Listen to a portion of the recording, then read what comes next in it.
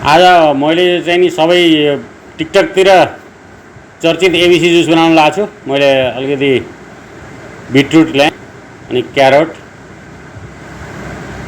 अनि एप्पल पछि मैले अलिकति अदुवा पनि मिसाएँ, अनि अलिअलि काँक्रो पनि हाल्दिएँ। मैले काँक्रो हाल्दिएँ, अनि बचेको क्यारोट पनि हाल्दिएँ, अनि अलिकति लेमन स्लाइस पनि हालेँ। अब म पिस्न लागेको छु। मेरो पहिरन हेर्नुहोस्, फाटेको बनियान, तल चाहिँ नि तौलिया, माथिबाट एप्रोन। ल पानी हालेँ मैले, अलिकति पानी हाल्दा अब पिस्न लागेको छु। पानी पछि पिसिदियो।